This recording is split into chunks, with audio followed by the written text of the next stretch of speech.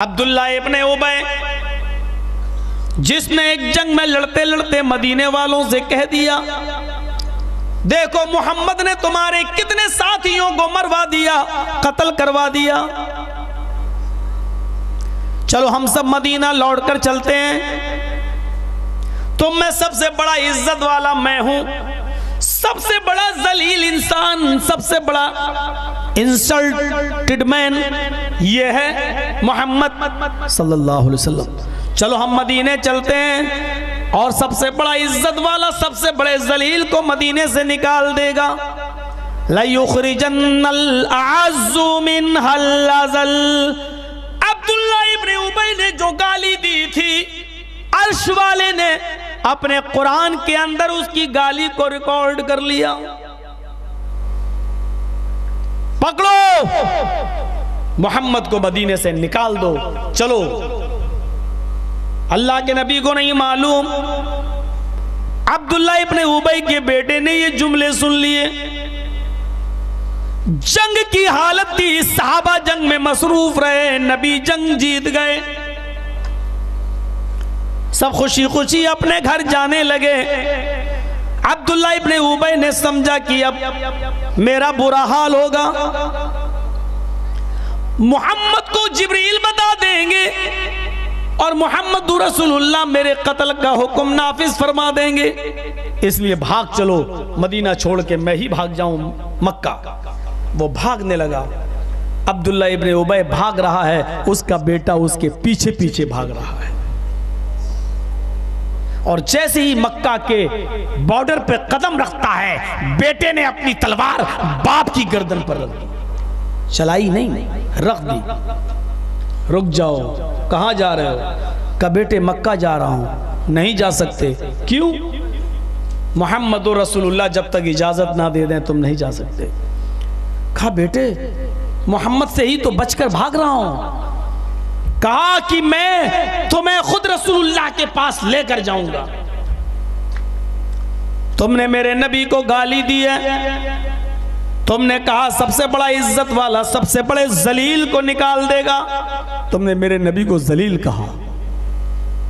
बेटे तुम्हें मालूम है कि तुम्हारे नबी मेरे कत्ल का हुक्म दे देंगे। कहा मैं जानता हूं, फिर भी नबी जब तक इजाजत नहीं देंगे मैं नहीं जाने दूंगा। आगे बढ़ा, बेटे ने कहा एक कदम भी अगर आगे बढ़ गए अल्लाह की कसम मैं कत्ल कर दूंगा। बाप ने कहा बेटे तुम अपने बाप की गर्दन पे तलवार चलाओगे? ऐसा नहीं कर सकते। पूरे मदीने में अगर सबसे ज्यादा मोहब्बत कोई मुझसे करता है तो तुम करते हो। बेटे ने कहा सच कह रहे हो, मोहब्बत है तुमसे मुझे, लेकिन एक चीज आप गलत समझ रहे हैं कि पूरे मदीने में सबसे ज्यादा मोहब्बत मैं आपसे कर रहा हूं। पूरे मदीने में सबसे ज्यादा मुझे अगर किसी से मोहब्बत है तो आपसे, लेकिन आपसे भी ज्यादा अगर किसी से मोहब्बत है तो जनाब मोहम्मद रसूलुल्लाह से। और दोनों की मोहब्बत में अगर एक मोहब्बत को कुर्बान करना पड़े तो मैं आपकी मोहब्बत को कुर्बान कर दूंगा। इतने में नबी नजर आ गए। फरमाया आए अब्दुल्ला इब्ने उबय के बेटे क्या बात है, अपने बाप से क्यों लड़ रहे हो? पूरी कहानी सुना दी। अच्छा तुम्हारे बाप ने यह कहा था मुझे? हाँ। आए अल्लाह के नबी बताओ मेरे बाप के लिए क्या फैसला है? थोड़ा सा रुक जाओ, मैं अर्श वाले से पूछ लूं, वो जिब्रील को भेजकर अभी बता देगा कि इसकी क्या सजा होनी चाहिए। अल्लाह के नबी बैठ गए। आए अर्श वाले बता मैं इसके साथ क्या सलूक करूं, इसने मुझे सबसे बड़ा जलील इंसान का। अभी बैठे ही थे, आसमान से अब्दुल्ला इब्ने उबय के कत्ल की कोई आयतें नाजिल नहीं हुई, जिब्रील भी कोई खबर लेके नहीं आए। इतने में बेटा कहने लगा आए अल्लाह के नबी, अगर अल्लाह ताला आसमान से मेरे बाप के कत्ल का हुक्म लेकर आ जाए, अगर जिब्राइल अमीन मेरे बाप के कत्ल का ऑर्डर लेकर आ जाए, अर्श वाला अल्लाह अगर मेरे बाप के कत्ल का हुक्म दे दे, तो अल्लाह के रसूल मेरे बाप का कत्ल किसी और से मत करवाना, ये नेक काम मुझसे करवाना। है अल्लाह के नबी आप हुक्म देना, मैं अपने बाप की गर्दन को तन से जुदा करके शरीर से अलग करके आपके कदमों पे डाल दूंगा। अल्लाह के नबी ने फरमाया, आए अब्दुल्ला इब्ने उबई के बेटे, अगर मैं ये कहूँ कि तू अपने बाप को कत्ल कर दे तो तू कर देगा? कहा आए अल्लाह के नबी मैं फौरन कर दूंगा। आपका हुक्म निकलेगा, आपकी आंख का पलक छपकेगा, खुलने भी नहीं पाएगा कि मैं बाप की गर्दन काट कर आपके कदमों पे डाल दूंगा।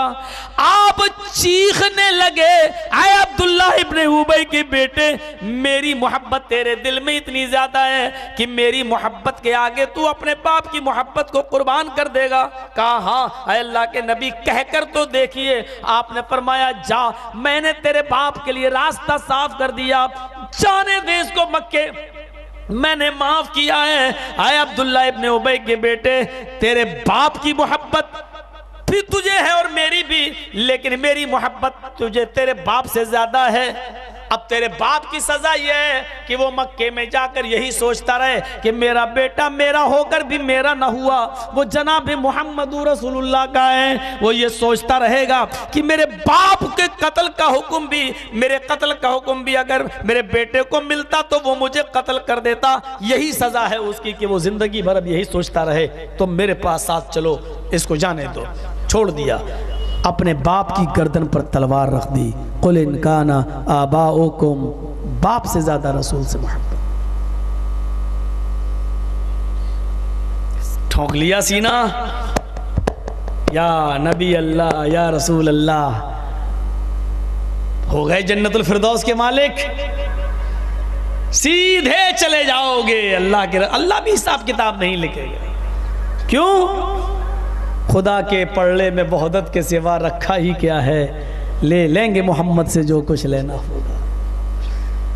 जिनकी कव्वालियों में जिनके अकीदे ये हों कि अल्लाह कुछ नहीं करता, जो कुछ करते मोहम्मद करते, अल्लाह के पड़े में वहदत के सिवा कुछ नहीं है, जो कुछ करते मोहम्मद करते, पावर उनके पास है। जिनका अकीदा ये है, रब्बे काबा की कसम, जर्जिस का फतवा ये है कि तू मुशरिक है,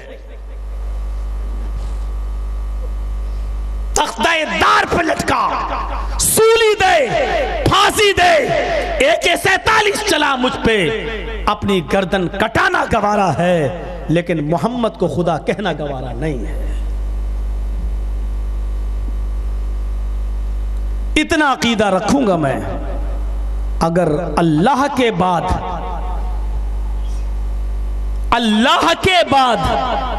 और गौर से सुनो, अल्लाह के बाद कायनात की सबसे बड़ी हस्ती कोई है तो वो हस्ती है जनाब मोहम्मद रसूलुल्लाह।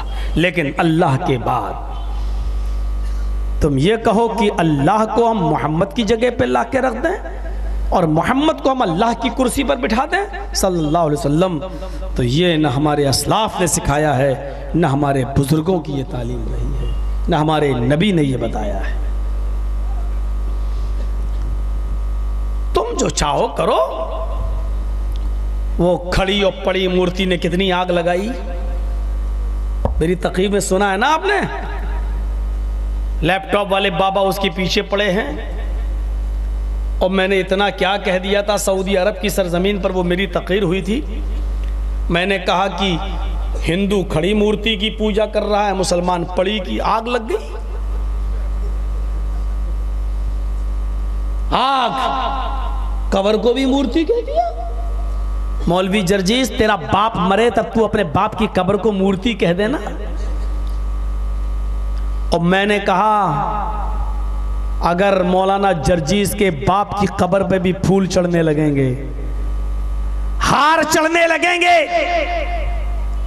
गुलाब का अत्र छिड़का जाने लगेगा, और मौलाना जर्जीस के बाप की कब्र पर भी चादर चढ़ने लगेगी, तो मौलवी जर्जीस अपने बाप की कब्र को भी मूर्ति कहने लगेगा।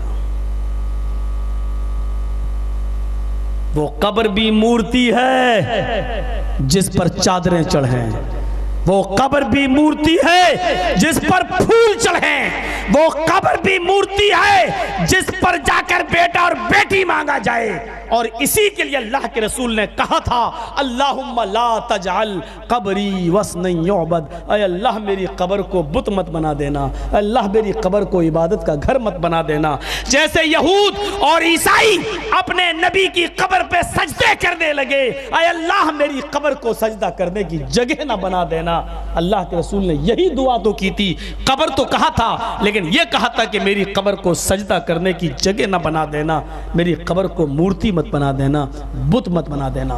पता चला यहूद और नसारा ने अपने अपने नबियों की कब्रों पे चादरें चढ़ाना शुरू कर दिया था, अपने अपने नबियों की कब्रों पे सजदा करना शुरू कर दिया था, अपने अपने नबियों की कब्रों पे जाकर बेटा और बेटी मांगना शुरू कर दिया था।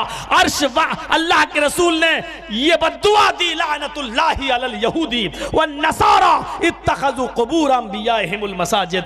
ऐ अल्लाह तेरी लानत हो यहूदियों पर, ईसाइयों पर कि जिन्होंने अपने नबियों की कब्रों को सजदा करने की जगह बना दिया। और कायनात के अंदर सजदा किसी को नहीं किया जा सकता सिवाय अल्लाह के। और याद करो हजरत जाबिर रजी अल्लाह तआला अन्हु, हजरत मुआज इब्न जबल रजी अल्लाह तआला अन्हु मुल्क के शाम से आए और मुल्क के शाम में देखा कि वहां के लोग अपने बादशाहों को सजदा करते हैं।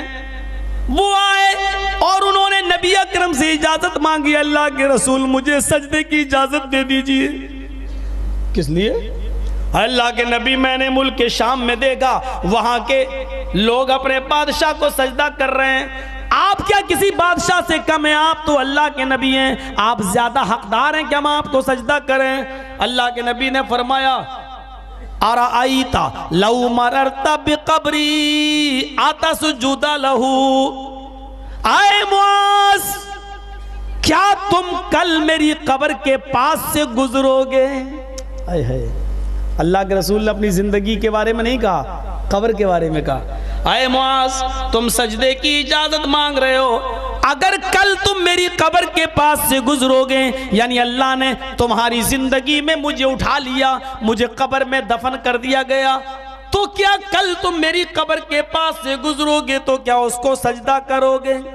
अत्तसजुदु लहू, क्या तुम उसको सजदा करोगे? क़ाल अल्लाह, कहा नहीं। फला तफ़अलू, आए मुआज़ ऐसा करना भी नहीं। अल्लाह के रसूल ने अपने बात के बारे में कहा, ऐसा करना भी नहीं। जिंदगी में तो आपने इसलिए जवाब नहीं दिया, ये सहाबा जिंदा है, मैं जिंदगी में तो रोक लूंगा, जिंदगी में तो मैं इनको समझा दूंगा, ये अपने सामने मैं सजदा नहीं करने दूंगा। लेकिन आपको फिक्र हुई जब मैं इस दुनिया में न रहूं तब ये मेरी कब्र पे सजदा करने लगे, तब मैं कैसे रोकूंगा? इसलिए फरमाया सुनो, मेरी जिंदगी तो छोड़ो, मेरे इस दुनिया से रुखसत हो जाने के बाद भी तुम मेरी कब्र पे सजदा ना करना। और उसके बाद फरमाया अगर सजदा अल्लाह के अलावा किसी और को जायज होता, किसी और के लिए रवा होता, तो मैं औरत को हुक्म देता कि वो अपने शौहर को, अपने हस्बैंड को, अपने पति को सजदा करे, लेकिन सजदा अल्लाह के अलावा किसी को जायज नहीं। बहुत से मामलात हैं।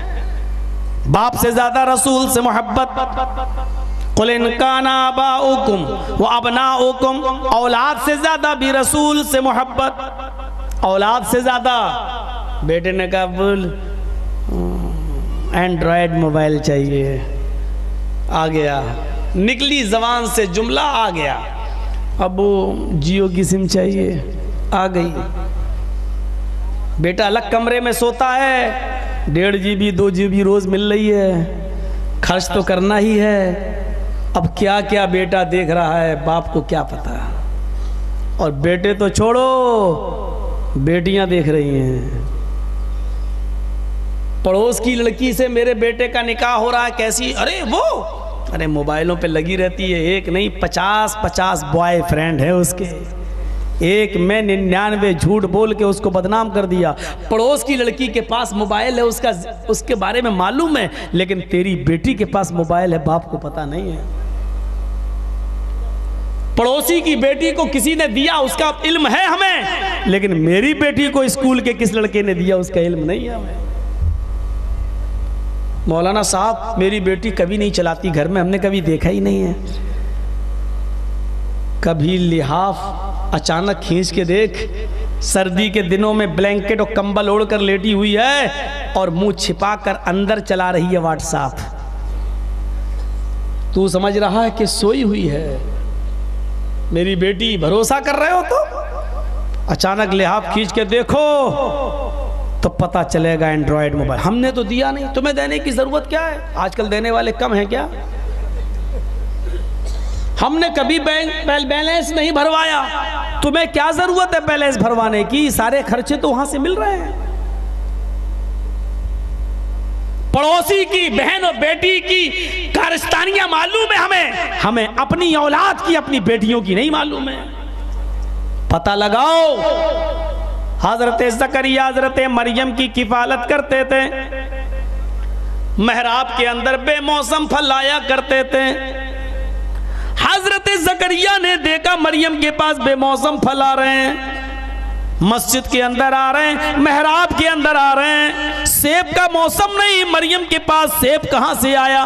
केले का मौसम नहीं, केला कहां से आया? अंजीर का मौसम नहीं, अंजीर कहां से आया? आए कुरान देखिए, सूरह मरियम पढ़िए, वो अन्ना लके हाजा। आए मरियम, ये नेमतें तेरे पास कहां से आ रही हैं? इस मौसम का तो ये फल ही नहीं है, इस फल को ये मौसम में तो ये फल होता ही नहीं, कहां से आ रहा है? क़ालत हुवा मिन इंदिल्लाह। आए ज़करिया, ओ मेरे सरपरस्त, ओ मेरे गार्जियन, मेरे ऊपर शक न करो, ये नेमतें अल्लाह के पास से आ रही हैं, मैं नहीं जानती, अल्लाह मुझे गैब से दे रहा है। मरियम जिनकी पाक दामनी का ऐलान अल्लाह ने किया, मरियम जिनके पाक और साफ होने का अनाउंसमेंट अल्लाह ने किया है, वो मरियम जिनको बगैर शौहर के बेटा दिया, वो ईसा जिनको बगैर बाप के अल्लाह ने मरियम के पेट से बाहर निकाला, वो मरियम जिनको किसी मर्द ने नहीं छुआ, शादी नहीं की और अल्लाह ने बेटा दिया, वो मरियम जिनकी पाक दामनी का ऐलान अल्लाह ने किया। ज़करिया उनसे भी क्लास ले रहे हैं, उनसे भी पूछ रहे हैं ये बेमौसम फल कहां से आ रहे हैं? बताओ, इस सवाल का जवाब दो। ओ लोगों, जब मरियम की क्लास ली जा सकती है, जब मरियम से पूछा जा सकता है, और जिनके पाक और साफ होने का गवाह अल्लाह ताला है, जब उसने गवाही दी, जब मरियम से पूछा जा सकता है, तो आप अपनी बेटियों से क्यों नहीं पूछ सकते हो ये रुमाल तुम्हारे पास कहां से आया, ये दुपट्टा तुम्हारे पास कहां से आया, ये कपड़ा तो मैंने सिलाया नहीं था, ये तुम्हारे पास कहां से आया? तुम स्कूल गई थी, 4 किताबें लेके गई, ये 6 किताबें तुम्हारे पास कहां से आई? तुम्हारे मोबाइल में ये फला फला घर के लड़के के नंबर है, ये दूसरा एक और लड़का है, ये नंबर कहां से आया? तुम्हारे मोबाइल में तो 10 रुपए थे, आज 50 का बैलेंस, ये 40 रुपए का बैलेंस, और कहां से आया? ये कॉपी कहां से आई? ये लिफाफा आज एक बाप की जिम्मेदारी है कि वो अपनी बेटी से पूछे। जब मरियम से पूछा जा सकता है, तो आप अपनी बेटी से क्यों नहीं पूछ सकते? हमने पूछना छोड़ा, हमारी बेटियों ने बॉयफ्रेंड वेटिंग में है, ये लड़का छोड़ेगा तो मेरा नंबर लगेगा। जैसे एक कुतिया के पीछे 10-10 कुत्ते लगे रहते हैं, ऐसी एक एक लड़की के पीछे 10-10 क्या बोलूं, भड़ुए लगे हुए हैं। इससे ज्यादा हमें और कोई जुमला सही मिल नहीं रहा था। लगे हुए हैं, ये छोड़े तो मेरा नंबर, ये छोड़े तो मेरा नंबर, वेटिंग लिस्ट चल रही है। ये सूरत हाल है। अल्लाह के नबी सफर मेराज पे गए, पढ़िए मजमाउज़ ज़वाइद, अल्लाह के नबी पढ़िए कंजुल उम्माल। अल्लाह के नबी जब सफर मेराज पर गए तो आपने कुछ औरतों को देखा कि वो जहन्नम के अंदर बालों के साथ लटका दी गई हैं, और एक दरख्त से लटकी हुई हैं, एक पेड़ से लटकी हुई हैं। उनको घुमाया जा रहा जैसे फिरंगी घूमती है, सर के बाल पकड़कर उनको लटका दिया गया है, और उनके सीनों में, उनके पिस्तानों पर खंजर चुभ दिए गए, नीचे से लेके ऊपर, नीचे से लेके ऊपर। पूछा जिब्रील से, अल्लाह के नबी ने, मन हाउलाई जिब्रील, आए जिब्रील ये कौन औरतें हैं? जिब्रील कहते हैं अल्लाह के नबी ये वो औरतें हैं जो अपने सरों के बाल गैर मर्दों से छिपाती नहीं थी, ये वो औरतें जो सरों को खोल के चला करती थी, बंगाल के लोगों, तुम्हारी औरतों के बाल बड़े मशहूर हैं पूरी हिंदुस्तान में।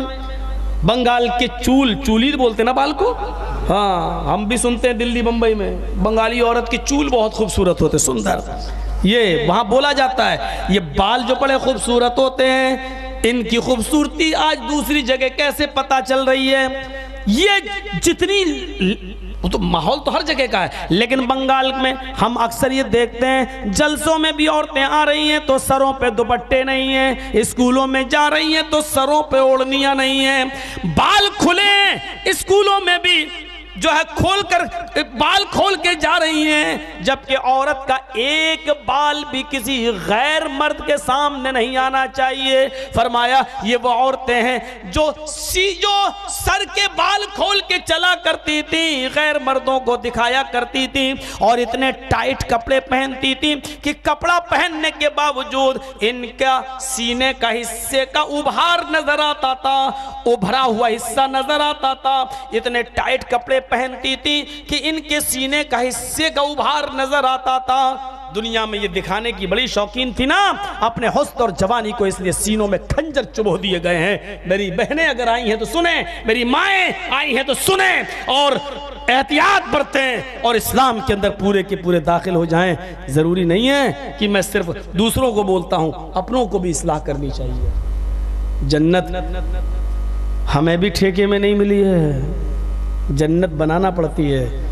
अला इन्ना सिलातल्लाहि गालिया, इन्ना सिलातल्लाहि गालिया, अला इन्ना सिलातल्लाहि अल जन्ना। लोगों, अल्लाह का सामान बड़ा महंगा है और वो महंगी चीज, महंगा सामान जन्नत है। इतनी आसानी से थोड़ी मिल जाएगा। चले गए, अल्लाहु अकबर, सलाम अलैकुम रहमतुल्लाह, बस चले जाओ, जाओ जन्नत हो गई, जाओ मिल गई जन्नत। देखना पड़ेगा बारात कितने लोग जाते थे, लड़की वालों क्या कितने लोग खाते थे, जहेज कितना मांगते थे और भिख मंगनी गाड़ी पे बैठकर कहां कहां घूमे थे। हम भी तो अपने आप को देखें। औलाद से ज्यादा रसूल से मोहब्बत, ये औलाद के ऊपर निकल गया, औलाद के ऊपर। हजरत अबू बकर सिद्दीक मैदान बदर में लड़ रहे हैं और उनका बेटा भी मैदान बदर में है, लेकिन बेटा काफिरों की तरफ से है, अबू बकर नबी की तरफ से है। लड़ते लड़ते दोनों आमने सामने आए और जैसे ही तलवार चलाई वैसे ही अबू बकर सिद्दीक का पैर फिसल गया। पैर फिसला तो अबू बकर सिद्दीक नीचे गिर गए। बेटे ने तलवार उठाई और मारना चाहा, बाप ने ऐसे देखा, बेटे ने कहा अरे ये तो मेरे अब्बू हैं। अबू बकर सिद्दीक के बेटे ने देखा अरे ये तो मेरे बाप हैं, हटो ना कहाँ आ गए हो, छोड़ दिया, बाप पे रहम आ गया, हटो ना बुढ़ऊ कहाँ आ गए हो, हटो जल्दी जल्दी भागो। कई मर्तबा बेटे ने बाप की तलवार पर चलाना चाहा, लेकिन बाप ने ऐसे देखा अरे ये तो, बेटे ने कहा ये तो मेरे बाप फिर आ गए हो, हटो ना, बार बार मेरे तलवार के नीचे आ रहे हो, हटो ना कहीं और जाओ, मेरे हाथ से तो ना मरो कम से कम। जंग खत्म हो गई। कुछ दिनों के बाद बेटा इस्लाम भी ले आया। आज दोनों खाना खा रहे हैं, बाप और बेटे, माँ भी बैठी है और बेटा हंस रहा है। अम्मी कहती है क्यों हंस रहे हो बेटे? का अब्बू के ऊपर रहम आ रहा है। अब्बू के ऊपर रहम क्यों? का अम्मी देखो आज हमारे साथ खाना खा रहे हैं, तुम बेवा होते होते बच गई हैं? हट, कैसी बातें कर रहा तू? कहाँ बदर में हमारे साथ लड़ रहे थे, बुढ़ापा आ गया फिर भी लड़ रहे थे। कितनी मर्तबा मेरी तलवार के नीचे आए और मैंने जो तलवार मारी, इनकी चालाकी देखो, ये ऐसे देखते थे मुझे, और जब ये मुझे देखते थे तो मुझे रहम आ जाता था। अम्मी मैं देखता था ये तो मेरे बाप हैं, छोड़ देता था, हटो। आज खुश नसीब हो जो खाना खा रहे हो मेरी अम्मी के साथ। और अम्मी से कहा तुम तो बेवा होते होते बची, तो खूब हाथ से चूमने लगी अपने बेटे को। बाप हंस रहा है, अबू बकर सिद्दीक हंस रहे हैं। माँ कहती हंस रहे हो तुम, बेटे के ऊपर शुक्रिया अदा करो, बेटे ने तुम्हें छोड़ दिया बाप समझकर। जंग में कौन छोड़ता है? बाप का जवाब सुनो। अबू बकर ने कहा अपनी बीवी से, इस लड़के से पूछो कि मैदान बदर में और भी तो कई दुश्मन थे मेरे, लेकिन मैं बार बार इसी की तलवार के नीचे क्यों आ रहा था? कहा क्यों आ रहे थे? कहा मेरी नजर सिर्फ तेरे ऊपर थी और मैं तुझे कत्ल करना चाहता था। कहा है? लेकिन किस्मत देखो, अल्लाह ताला को शायद मंजूर न था कि मेरे हाथ से तू मरे। जैसे ही मैं तलवार उठाता था कुछ ना कुछ जमीन में आ जाता था, मेरा पैर फिसल जाता था, मैं गिर जाता था। सर उठा के देखता था तो मेरी आंखें तेरी आंखों से टकरा जाती थी और तू मुझे छोड़ देता था। अच्छा तो आप मुझे मारने आते थे? कि हाँ। काबू, इसका मतलब अगर धोखे से मैं आपकी तलवार के नीचे आ जाता तो, मान लो इतनी बार आपका पैर फिसला, आप गिरे, अगर धोखे से मैं गिर जाता तो, और आप तलवार आपके हाथ में होती। अबू बकर का जवाब यह था, मेरे बेटे, मैं मैदाने जंग में तुझे अपना बेटा मान ही नहीं रहा था, मैं तो मोहम्मद रसूलुल्लाह का दुश्मन समझ कर तेरे करीब जा रहा था। तेरी तलवार के नीचे मैं आया, तूने देखा मुझे छोड़ दिया। कसम है उस जात की जिसके कब्जे में मेरी जान है, अगर तू मेरी तलवार के नीचे आ जाता तो मैं अपनी तलवार तेरी गर्दन पे चला देता और नहीं छोड़ता। अम्मी उनकी कहती, अरे बंद करो ये बातें, तुम मार देते बेटे को। कहा मैंने मैदान जंग में ये माना ही कहा ये मेरा बेटा है, मैं तो इस्लाम का दुश्मन और मोहम्मद रसूलुल्लाह का दुश्मन समझकर इस पर हमला कर रहा था। ये थी औलाद से भी ज्यादा रसूल से मोहब्बत। हम अपने पेटों से मोबाइल नहीं ले सकते हैं, लड़कियों से मोबाइल नहीं छीन सकते हैं, हम उनके मनपसंद के चैनल और चलवाते हैं। अब तो ये और चलने लगा, सेटअप बॉक्स, अपने मनपसंद के चैनल लगवा दो। सास भी कभी बहू थी, कितने सीरियल ऐसे आने लगे। अब बंगला में कितने सीरियल होंगे हमें तो पता नहीं। औरतें पहले खाना बना लेती हैं और अगर धोखे से खाने का टाइम निकल जाए और सीरियल आने लगे तो खाना बाद में बनेगा, पहले सीरियल देखा जाए। और बरकत आए तो कहां से आए घर में। कुल इन काना आबाउकुम व अबनाउकुम व इख्वानुकुम व अज़वाजुकुम, बाप से ज्यादा, औलाद से ज्यादा, भाइयों से ज्यादा, व अज़वाजुकुम, और अपनी बीवियों से ज्यादा रसूल से मोहब्बत।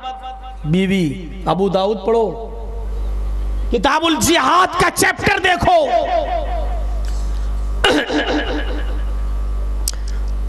एक शख्स अपनी बीवी को मार देता है, कत्ल कर देता है, दौड़ता हुआ अल्लाह के नबी के पास आता है, खंजर फेंक देता है, कहता अल्लाह के रसूल मुझे कत्ल कर दीजिए, मेरा किसास लीजिए, मैंने अपनी बीवी को कत्ल कर दिया है। अपनी बीवी को मार डाला? हाँ, क्यों, क्या हुआ? कहा अल्लाह के रसूल मेरी बीवी उम्मे वलती ली मिन्हा इब्नान, उससे मेरे 2 बच्चे थे, मिसलुल्लुलुवैन, बिल्कुल मोतियों की तरह, बिल्कुल मोतियों की तरह।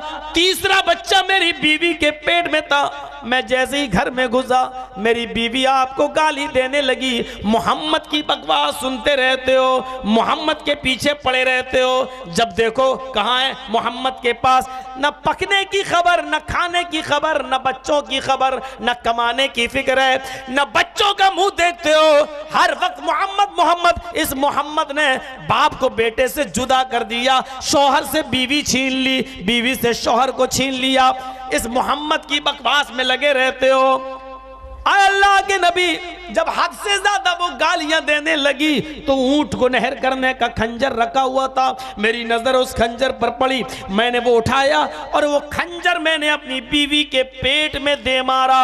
अल्लाह के नबी उसका पेट फट गया, मेरी बीवी चंद लम्हों में ठंडी हो गई, मैं अपनी बीवी का कातिल हूं। आपने कहा अगर ये बात सही है तो तेरी बीवी ने मुझे गाली दी और तूने उस औरत को मारा जिसने मुझे गाली दी। मैं अल्लाह के सिपाहियों से इंतकाम नहीं लेता, मुझे गाली देने वाले की सजा यही है कि उसको कत्ल कर दिया जाए, तेरे ऊपर कोई किसास नहीं बनता।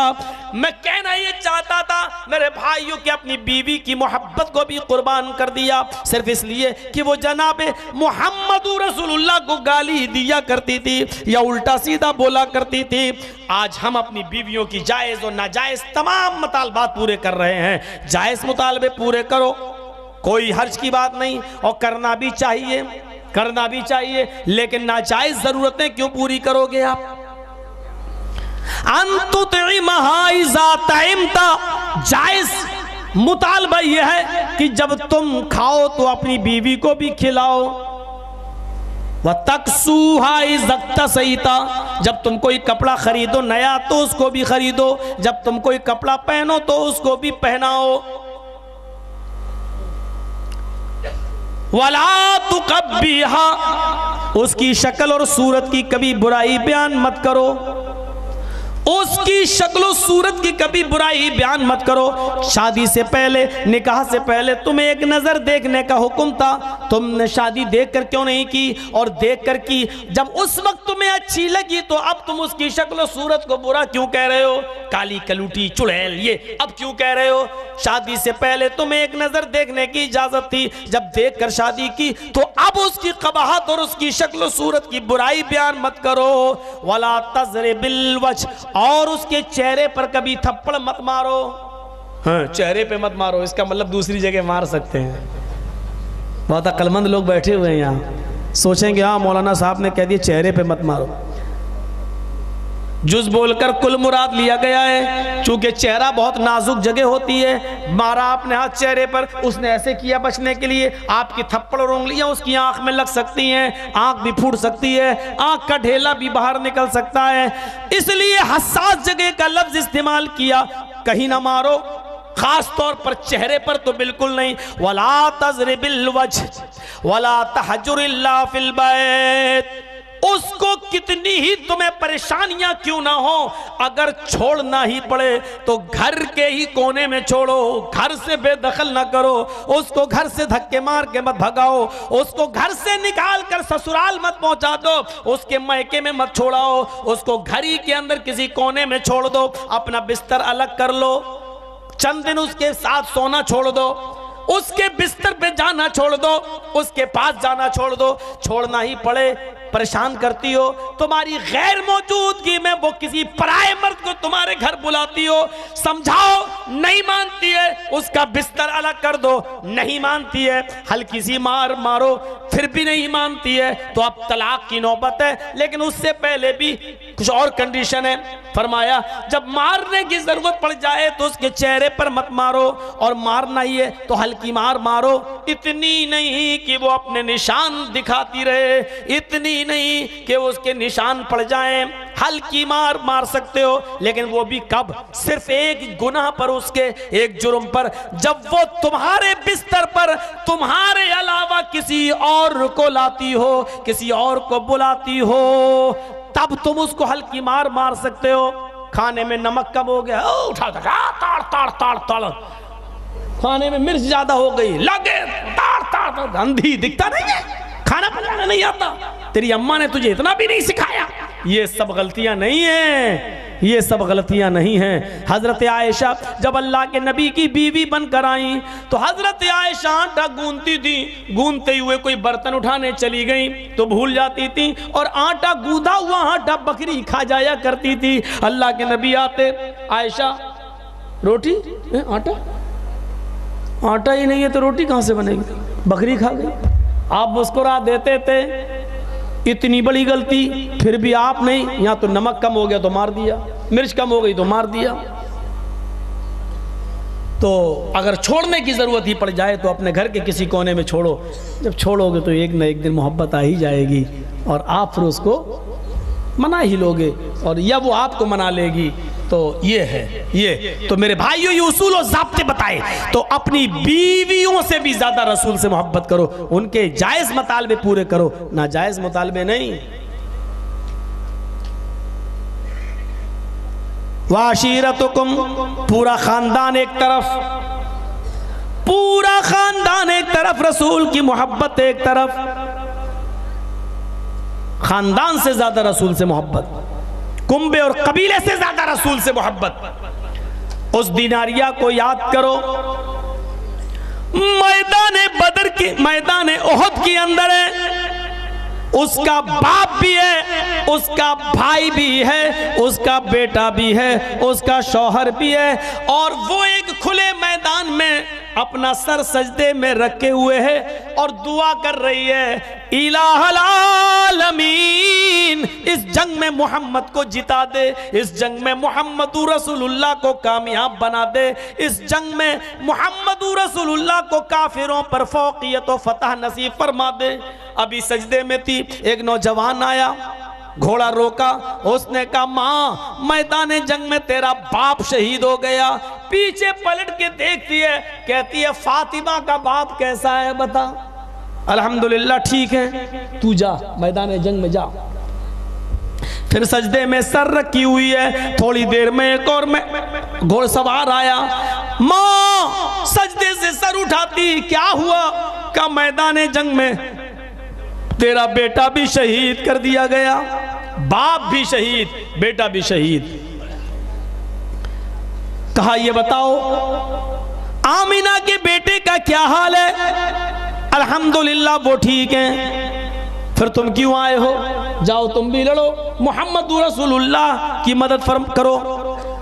तीसरा नौजवान आता है, मां सजदे से सर उठा, कहने लगी क्या हुआ? क्या जंग खत्म हो गई? नबी जीत गए? कहा नहीं, अभी तो जंग चल रही है। फिर तुम क्यों आए हो? कहा मां जंग के अंदर तेरा भाई भी शहीद कर दिया गया। कोई बात नहीं, मोहम्मदुर रसूलुल्लाह के बारे में बताओ। ठीक है, तुम जाओ मैदान जंग में, आय अल्लाह मेरा बाप, मेरा बेटा, मेरा भाई, तीन तीन कुर्बानियां मैदान जंग में मैंने दे दी। अब एक चीज रह गई, मेरा शौहर, मेरा हस्बैंड। आय अल्लाह मोहम्मद का पल्ला झुकने न पाए, आय अल्लाह मोहम्मदुर रसूलुल्लाह को कामयाबी अता फरमा दे। एक और नौजवान आया, मां सर सजदे से उठा लिया, क्या हुआ? क्या नबी जीत गए?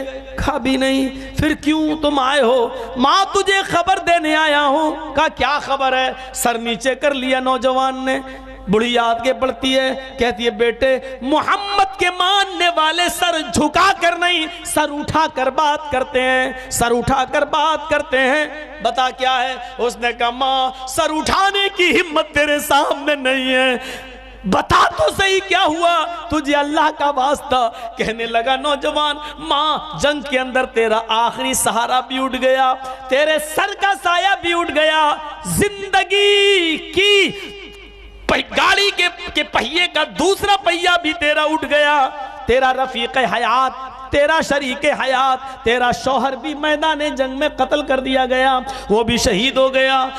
आंखों में आंसू आ गए, नजरें आसमान पे डाली और आंसुओं को आंखों में पी गई। फिर सर नीचे करती है, कहती है नौजवान मेरा बाप भी, मेरा भाई भी, मेरा बेटा भी और मेरा शौहर जब सब चले गए और तू कहता मोहम्मद को कुछ नहीं हुआ, मुझे जरा मेरे आका की तस्वीर दिखा दे, मुझे मेरे आका की शक्ल दिखा दे, मुझे जरा मेरे नबी का चेहरा दिखला दे, ताकि दिल को करार आ जाए, ताकि दिल को सुकून आ जाए। उसने कहा मेरे घोड़े पर बैठ जा।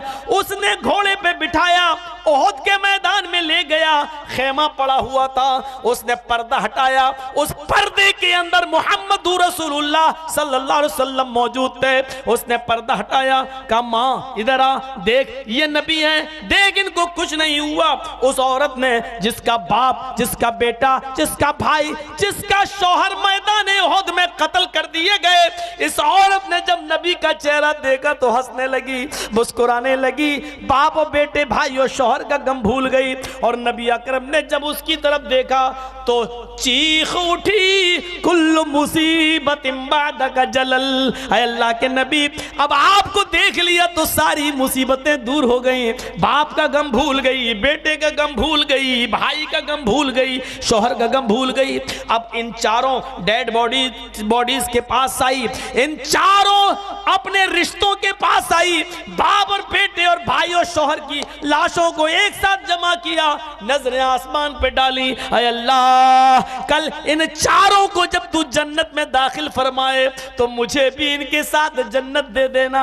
अगर इन्होंने कुछ खोया है, अगर अपनी जान का नजराना दिया है, तो मैंने भी बहुत कुछ खोया है। मैंने अपना बेटा खोया है, मैंने अपना शौहर खोया है, मैंने अपना भाई खोया है, मैंने अपना बाप खोया है। आय अल्लाह, इन्होंने जानों का नजराना दिया, मैंने हौसले का नजराना दिया, मैंने इन तमाम चीजों की कुर्बानी इस्लाम के लिए कबूल की फरमाई है, हमने कुर्बानी दी है। आय अल्लाह, ये जन्नत में जाए और मैं न जाऊं, ये इंसाफ नहीं होगा तेरा। अल्लाह, कल ये जन्नत में जाए तो मुझे भी जन्नत में दाखिल कर देना। मेरे प्यारे साथियों, ये पूरे कुंबे और कबीला और खानदान से ज्यादा रसूल से मोहब्बत थी। और नबी का चेहरा देख रही है तो कह रही है, कुल्लु मुसीबतिन बादका जलल। आका, आपका चेहरा देखा तो सारी मुसीबतें भूल गई। ये थी मोहब्बत। क्या कुर्बानी दी हमने, क्या कुर्बानी दी। डीजे बजेंगे, डेग बजेंगे, गाने बजेंगे, कव्वालियां होंगी, ये जश्न है, ये जश्न है। हाय हाय। और दलील पूछो कि ये जश्न मनाते हो, दलील है कोई? हाँ है। क्या है? इंदिरा गांधी का बनता है, ये दलील है। ऊंट रे ऊंट, तेरी कौन सी कल सीधी, दलील दो। कहते हैं महात्मा गांधी का बनता है, राजीव गांधी का बनता है। जब इन लोगों के बन सकते हैं तो क्या मेरे नबी इनसे छोटे थे? अकली घोड़े मत दौड़ाओ, दलील दो। हमसे कहने लगे तो दलील क्या होती है मौलाना जर्जी साहब ही बताओ। हमने कहा दलील ये होती है कि अल्लाह के नबी सल्लल्लाहु अलैहि वसल्लम 63 साल इस दुनिया में रहे, 40 साल के बाद नबी बने, 23 साल तक नबी जिंदगी में रहे। इस 23 साल में 23 मरतबा 12 रबीउल अव्वल आया। क्या अल्लाह के रसूल ने अपनी पूरी जिंदगी में कभी एक भी दिन अपना जन्मदिन मनाया? कहने लगे नहीं बनाया।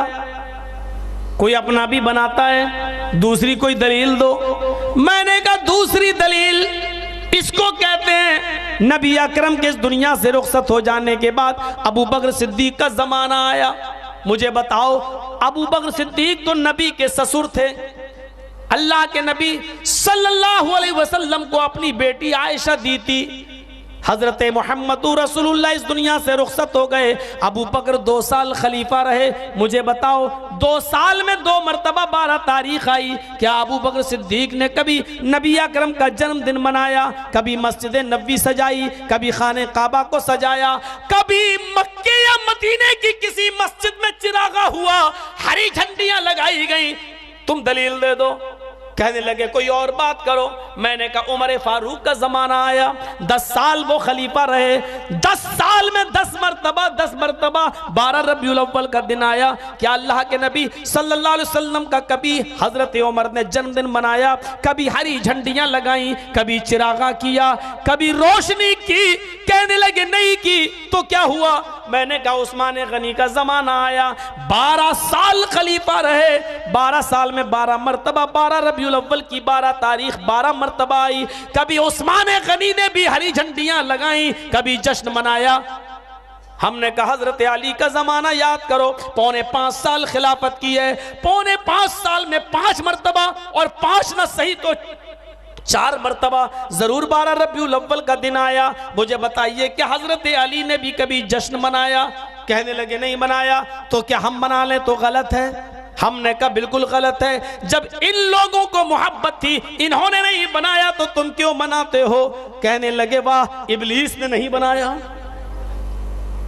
सोशल मीडिया में क्या लिखा, जो नबी, देखिए ना क्यों क्या आ रहा आजकल सोशल मीडिया पर, आप देखिए व्हाट्सएप वगैरह पे पैगाम दे, जो नबी का जश्न नहीं मनाता वो इबलीस है, इसलिए कि इबलीस ने नहीं मनाया। ठीक है, तुमने तो बहुत अच्छी बात कह दी, इबलीस को खुशी नहीं होती नबी की पैदाइश पर, लेकिन मुझे ये बताओ अबू बकर ने नहीं बनाया, क्या नऊज़ु बिल्लाह उनको भी तुम इबलीस के कटघरे में खड़ा कर रहे हो? हजरत उमर ने नहीं बनाया, क्या इसका मतलब हजरत उमर को भी तुम वही जुमले कह रहे हो जो जर्जीस के बारे में रखते हो? हजरत उस्मान ने नहीं बनाया, बताओ इनके बारे में तुम्हारी क्या अकीदा है, तुम क्या कहना चाहते हो? हजरत अली के बारे में तुम्हारा क्या ख्याल है? हाँ, इतना छोड़ो, चलो आगे बढ़ो।